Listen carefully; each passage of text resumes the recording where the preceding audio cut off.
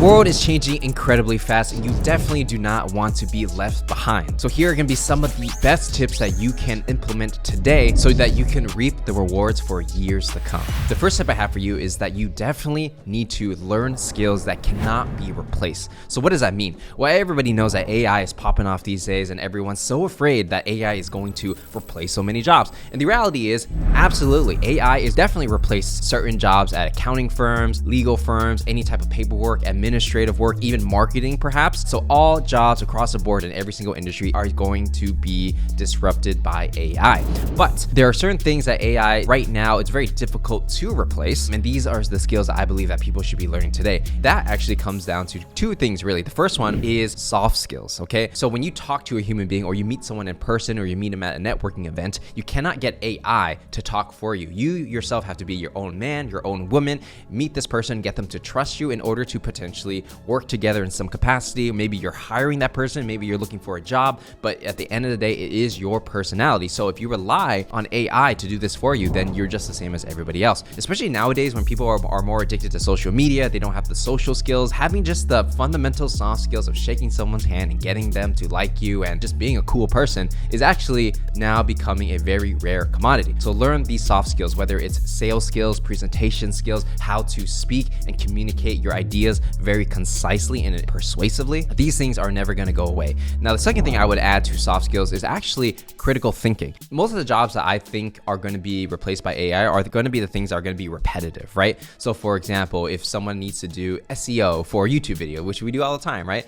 Eventually, we're going to get to a point where the AI can just write the whole thing for you. It'll be optimized and everything like that. And you just do it in the press of a button, right? Those are the jobs I feel like are going to be replaced with AI. But if you can think critically, what's more important is you understanding how the AI works, sitting down to look at the landscape and think, okay, what are the jobs that are going to be replaced with AI? What are the things that I can do to use the AI in my advantage? And that's really just critical thinking skills, which actually leads me to the next tip that I have, which is leveraging AI. Now, like I said before, the jobs that are going to be replaced are the repetitive ones, right? But where you actually get the most leverage and bang for your buck for your time is learning how to use AI in your daily life. So I remember back in the day when I was in high school, these were really popular, which were graphing calculators, right? At the time, this was like super modern, super fresh. It was like, oh my God, like these things can like solve the problem for you, right? And it's like basically a computer in your hand. I remember at the time, people were like, oh, like if you use this on every test, then, you know, the student's not really thinking critically and all that stuff.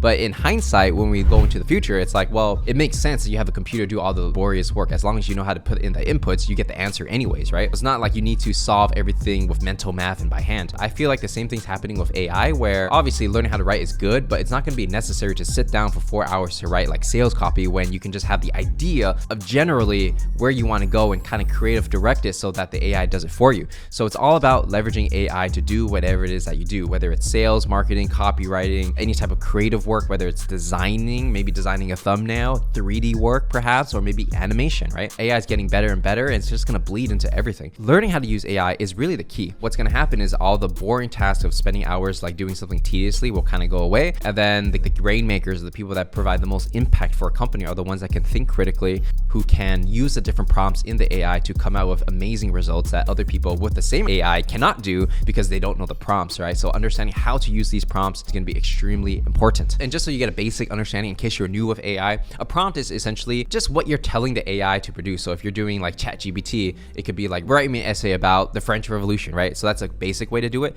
But when you add like very specific details like this particular style, let's say J.K. Rowling was going to write a fictional story about the French Revolution, write that for me, right? So understanding and playing around with these prompts and know what's possible is the name of the game. And then once you get used to it, you'll be faster than everybody else because everybody will still be doing it manually while you'll be using AI to just get ahead of your competition. The amazing thing about AI is that it's so new that there are actually not that many people in the regular mainstream workforce that use it on a daily basis. So this is your opportunity to get in the top 10% of the curve when it comes to skill set, just because other people, they're just not even thinking about it, right? So this is your chance to get ahead. So I highly, highly, highly encourage you to understand AI at least and try to use it in your daily life. And for me personally, in our business, we use AI all the time. And by the way, if you want to learn some skills that cannot be replaced, you definitely got to pick up and level up your sales skills. So I actually have a online course all about sales. It's called Sales Legacy. If you want to check it out, saleslegacy.com, where we're going to have a free training for you actually, where you're going to learn everything you need to know on the fundamentals of selling. And if you're interested in moving forward with that, we actually have a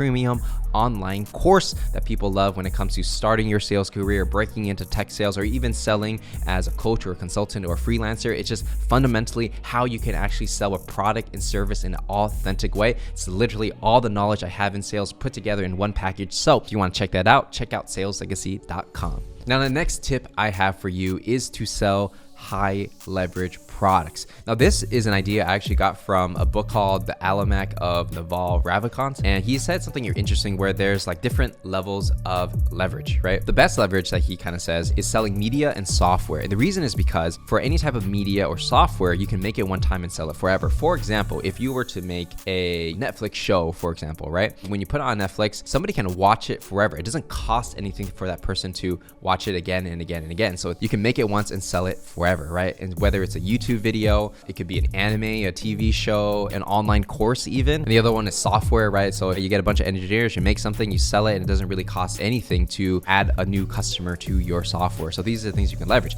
Now, why this is important, especially for people who are self-made or trying to become self-made, is that you don't need a whole lot of resources to get started, right? So if you make a YouTube video, you only need your iPhone and you need to start talking. The only resource you really need to put in is your time. But if you do things like starting a restaurant, a construction company, factory, you actually need money in order to build the infrastructure to even get started, making it the barrier to entry is a little bit higher. Now, it's not impossible. I still think in every industry, like real estate, whatever, right? You can still leverage money. You could leverage other people's capital, you leverage human beings. There's many other forms of leverage, but the one that I feel is really good, especially for the internet kids right now, like growing up, that gives us like the least amount of headache, really selling media and software. And a common path that a lot of people take is that they'll typically provide services, whether it's working at a company, freelancing, or maybe even a boutique small agency. They'll get some cash flow providing services, and then from there they'll use their skills to develop some kind of digital product and sell that product, right? So still, I'm not saying that you shouldn't have a job or shouldn't do freelancing because it is cash flow, but really think about how you can leverage your time and create products that you can sell forever. Now, the next tip I have for you is actually one that will prepare you for the future quite a lot. It's actually traveling. Now, this one might be a little bit different, but let me explain. Me growing up in America and Los Angeles and stuff, when I was growing up, a lot of people had that attitude that, oh my God, America is the best. Why would you want to live anywhere else? But when I started traveling around the world, especially Asia, I started realizing like, yeah, America is great at certain things, but they're not the best in every single thing. Other countries, whether it's a developing country or whatever it is, can be great, but in other aspects, right? And so when you start seeing the world from that lens, you start looking at your own country like, hey, America is great in these things, but they're not good in these things.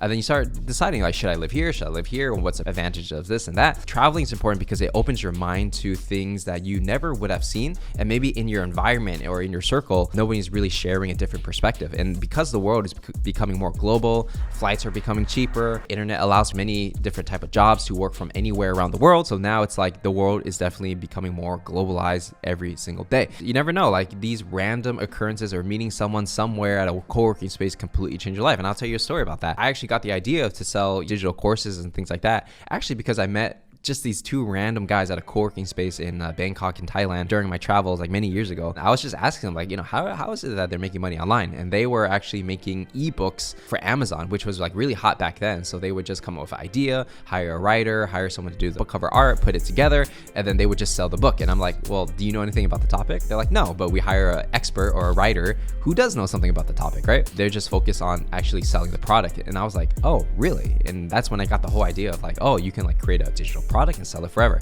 So that was just like a random occurrence, going to a co-working space randomly in Thailand, and somebody gave me the idea of making online courses, right? You never know, like these little tweaks, you get lucky, you meet someone, and the trajectory of your life can completely change from that. And also, I really feel like when you travel, it resets everything for you, right? You get out of your habits, you don't do the same thing every day, and you start to look at life at a new lens, which is very important, especially if you are trying to innovate in your life. So with that said, that is everything we got to cover for this video, and I'm gonna see you in the next one.